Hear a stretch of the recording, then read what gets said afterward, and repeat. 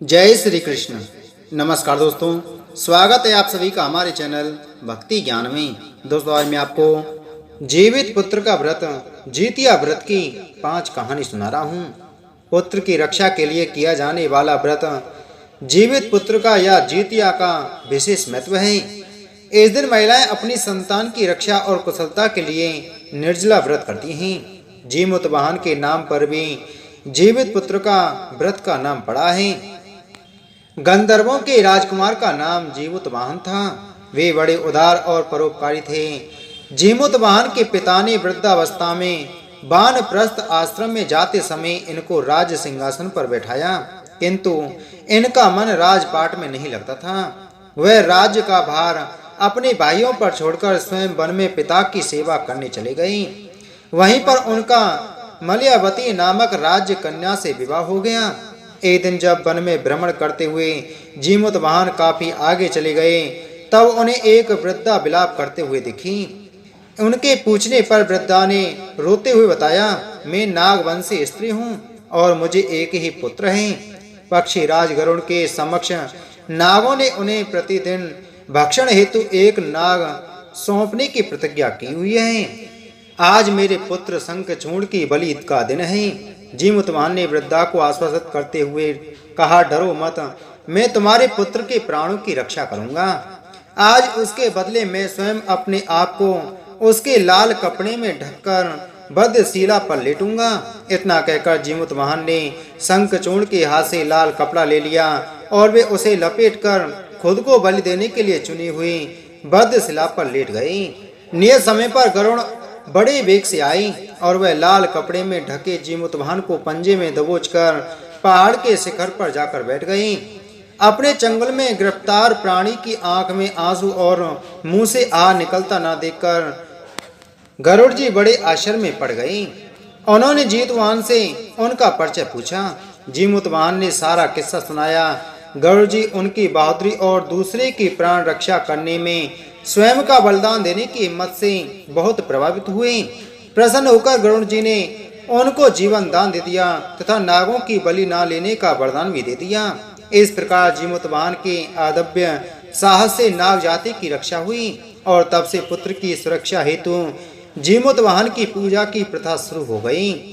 आश्विन कृष्ण अष्टमी के प्रदोष काल में पुत्रवती महिलाएं जीमूतवाहन की पूजा करती हैं। कैलाश पर्वत पर भगवान शंकर माता पार्वती को कथा सुनाते हुए कहते हैं कि आश्विन कृष्ण अष्टमी के दिन उपवास रखकर जो स्त्रियां साया प्रदोष काल में जीमूतवाहन की पूजा करती हैं तथा कथा सुनने के बाद आचार्य को दक्षिणा देती हैं, वह पुत्रों का पूर्ण सुख प्राप्त करती हैं। व्रत का पारण दूसरे दिन अष्टमी तिथि की समाप्ति के पश्चात किया जाता है।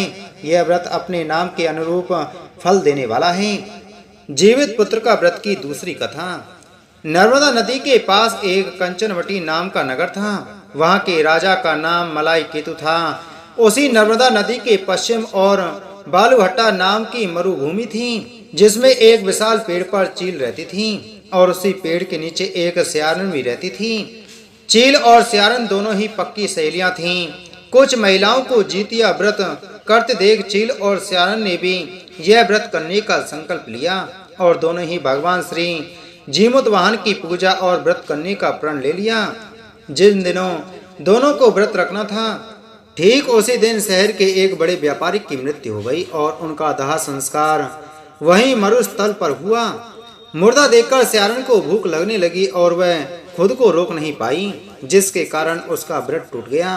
परंतु चील ने खुद पर संयम रखा और पूरी श्रद्धा और नियम से अपना व्रत पूरा किया और अगले दिन व्रत का पारण भी किया। उसके बाद अगले जन्म में दोनों सहेलियों ने पुत्री के रूप में एक ब्राह्मण परिवार में जन्म लिया। उनके पिता का नाम भास्कर था। चील बड़ी बहन और स्यारन छोटी बहन बनी। बड़ी बहन का नाम शीलावती रखा गया और उसकी शादी बुद्धिसेन के साथ हो गई। छोटी बहन का नाम कपूरावती रखा गया और उसकी शादी उस शहर के राजा मलाई केतु से हुई और छोटी बहन कपूरावती कंचनवटी नगर की रानी बन गई। अब भगवान जीमूतवाहन के आशीर्वाद से बड़ी बहन शीलावती को 7 पुत्र प्राप्त हुए, लेकिन कपूरावती के बच्चे जन्म लेते ही खत्म हो जाते थे। कुछ सालों बाद शीलावती के 7 पुत्र बड़े हो गए और राजा के दरबार में काम करने लगे। उन्हें देखकर कपूरावती के मन में ईर्ष्या और जलन की भावना उत्पन्न होने लग गई। इस ईर्ष्या की भावना में कपूरावती ने राजा से कहकर शीलावती के 7 बेटों के सर कटवा दिए। फिर उन 7 सिरों को बर्तन में रखकर ढक दिया गया और शीलावती के पास भिजवा दिया गया। यह सब देखकर भगवान जीवितवाहन ने मिट्टी की सहायता से 7 भाइयों के सर बनाए और सभी सिरों को धड़ से जोड़कर उन पर अमृत छिड़क दिया, जिसके कारण वे 7 भाई फिर से जिंदा हो गए और घर लौट आए। रानी ने जो कटे सिर भिजवाए थे वे सब फूल बन गए। कपूरावती समाचार पाने को बहुत व्याकुल थी, लेकिन जब उसे इस बात का पता चला तो वह अपनी बड़ी बहन के घर गई और वहां पर सबको जिंदा देखकर आश्चर्य में पड़ गई और बेहोश हो गई। जब कपूरावती होश में आई तो उसने अपनी बड़ी बहन से यह सारी बात बताई और अपनी गलती का पछतावा किया। भगवान जीवितवाहन की कृपा से बड़ी बहन को पूर्व जन्म की सारी बात याद आ गई और वह अपनी छोटी बहन को उसी पेड़ के नीचे लाकर पूर्व जन्म की सारी बातें सुनाई, जिसे सुनकर कपूरावती फिर बेहोश हो गई और मर गई। जब राजा तक इस बात की सूचना मिली तो उन्होंने उसी जगह पर पेड़ के नीचे कपूरावती का दाह संस्कार कर दिया। जीवित पुत्र का व्रत की तीसरी कथा। 2 बहनें थीं जिनका नाम था चूलिया और सियरिया। चूलिया बहुत मेहनती थी और गरीबी थी। वह मजदूरी करके अपने बच्चों को पालती थी, लेकिन सियरिया गलत आचरण वाली थी, जो हमेशा मौज और ऐश करती थी और चूलिया से जलती भी थी। हर वक्त सियरिया यह सोचती थी कि चूलिया इतना खुश कैसे रहती है। चूलिया की हंसी खुशी सियरिया से सहन नहीं हो पाती थी, जिसके कारण सियरिया चूलिया के संतानों को सताने के कई प्रयास कर चुकी थी और कई बार चूलिया के बच्चों को खत्म करने की कोशिश भी कर चुकी थी, किंतु चूलिया के तपस्या और व्रत के कारण उसके बच्चे हमेशा सुरक्षित बच जाया करते थे। एक दिन सियरिया चूलिया के पास सभी बच्चों को लेकर जंगल में लकड़ी चुनने के लिए लेकर गई। वहां जंगल में लकड़ी को चुनते चुनते बच्चे थक गए और थोड़ी देर के लिए सो गए।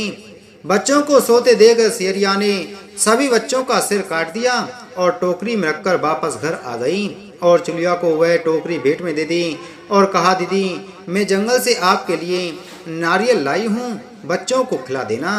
चूलिया ने उस टोकरी को उठाकर देखा नहीं और किनारे में रख दिया और अपने बच्चों की प्रतीक्षा करने लग गई।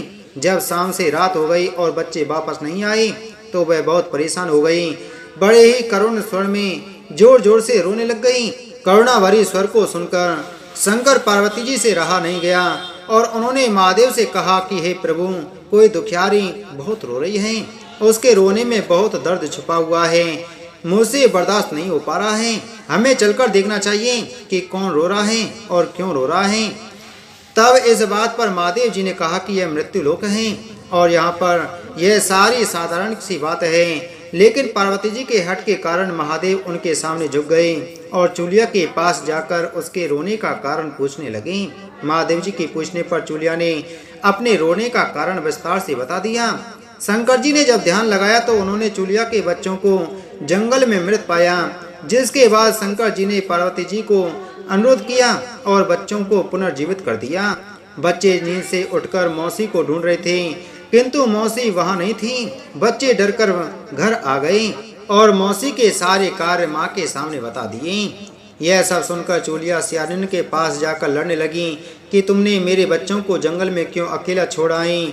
दोनों बहनों में लड़ाई शुरू हो गई और ये लड़ाई 7 दिन 7 रात तक चलती रही, किंतु इस लड़ाई का कोई हल नहीं निकला। जिसके बाद दोनों ने उस जंगल में एक तपस्वी को घटना सुनाई। घटना को सुनने के बाद तपस्वी ने दोनों को आदेश दिया कि तुम दोनों जाकर पास में खेल रहे बच्चों को बाल से पकड़कर घसीटते हुए मेरे पास लेकर आ जाओ। उसके बाद मैं निर्णय करूंगा। चूलिया बच्चों की माँ थी, उससे बच्चों की पीड़ा देखी ना जा सकी। उसने महात्मा के वचनों का पालन नहीं किया, लेकिन सियरिया दौड़ती हुई और खेलते हुए बच्चों को बाल से पकड़कर खींच कर ले आई। जिसके बाद तपस्वी ने सियरिया को यह श्राप दिया कि हर जन्म में इसी प्रकार तू सदैव जलती रहेगी और दुखी होती रहेगी। जो महिला किसी बच्चों की पीड़ा और माँ की ममता को नहीं जानती, जीवन भर धरती पर दुख भोगने के अलावा और कुछ नहीं कर पाएगी। जीवित पुत्र का व्रत की चौथी कथा। 2 बहनें थीं, एक का नाम था सुखिया और दूसरी का नाम था दुखिया। दोनों का भाग्य उनके नाम जैसा ही था। दुखिया गरीब थी और बहुत दुखी रहती थी। सुखिया अमीर थी और हमेशा सुखी रहती थी। दोनों एक ही गांव में रहती थी। दुखिया सुखिया के घर के काम करती थी, साफ सफाई करती थी, खाना बनाती थी और जो खाना बच जाता था वह खाना सुखिया दुखिया को दे देती थी। इसी तरह दुखिया का घर चलता था। समय बीतता गया। दोनों को बच्चे थे। सुखिया को 2 पुत्र थे और दुखिया को भी 2 पुत्र थे। जब जितिया का व्रत आया तो दोनों बहन जितिया का व्रत रख रही थीं। दुखिया सुखिया के घर में काम करती थी।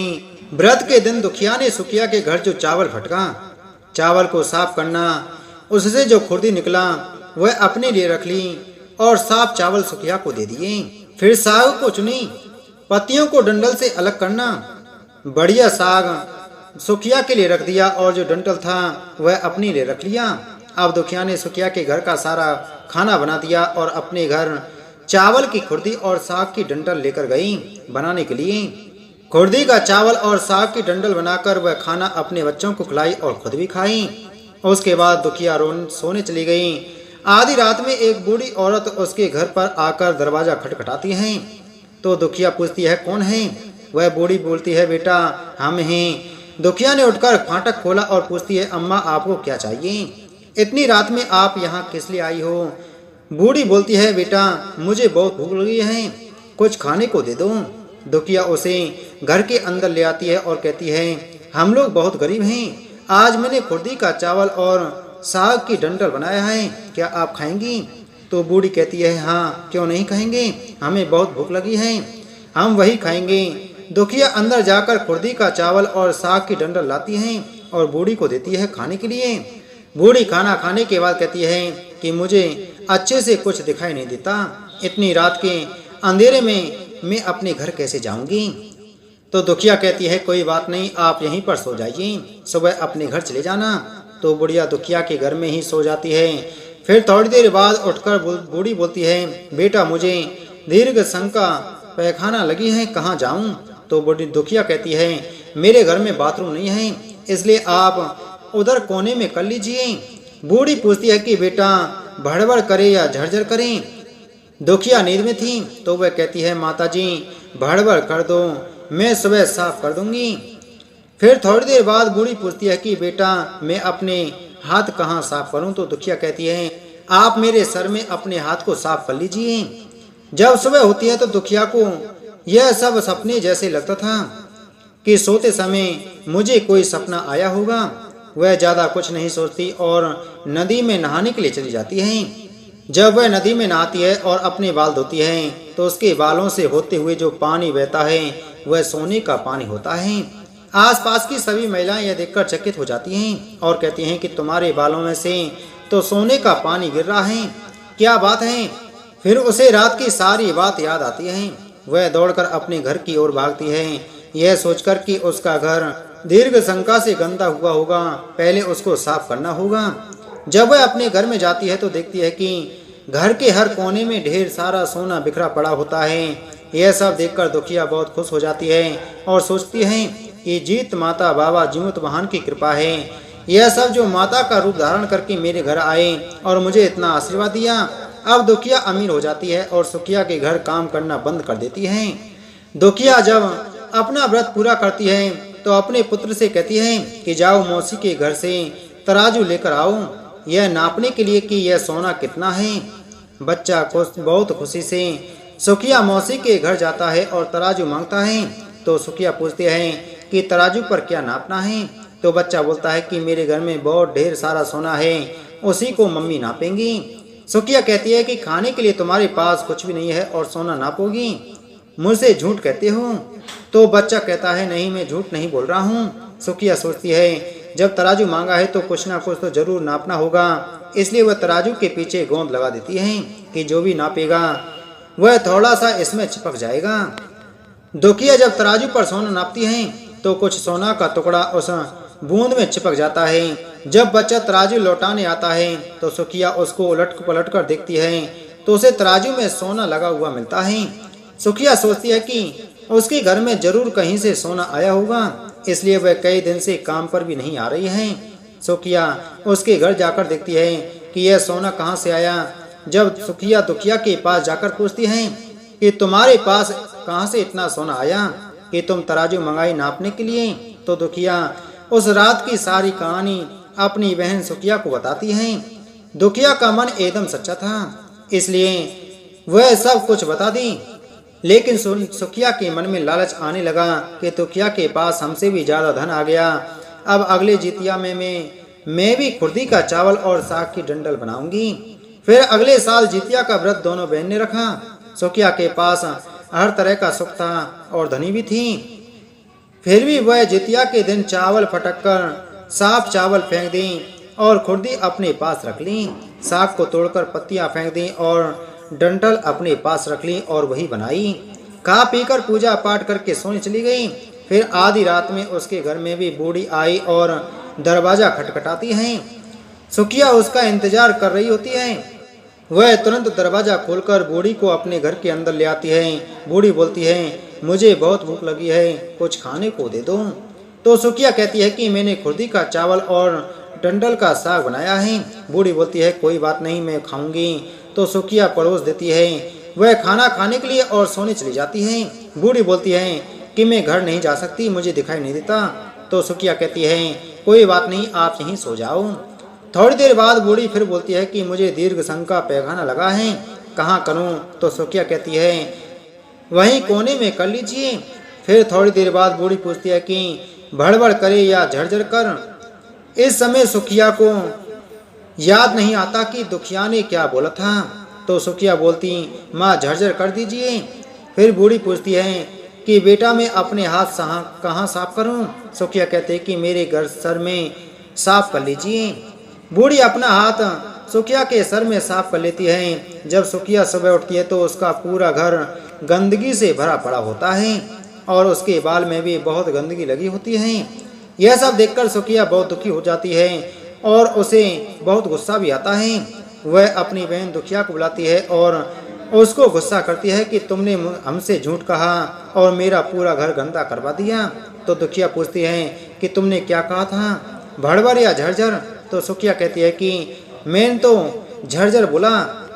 तो दुखिया कहती है कि यहीं पर तो तुमने गलती करी और तुम्हारे पास तो सब कुछ था, किसी चीज की भी कमी नहीं थी, फिर भी तुमने लालच किया। मेरे पास तो कुछ भी नहीं था, तुम्हारे पास तो सब कुछ था। तुम्हारे घर जीत मन बाबा जीमुत महान वेश बदल कर आए, लेकिन फिर भी तुमने उन्हें अच्छा खाना नहीं परोसा।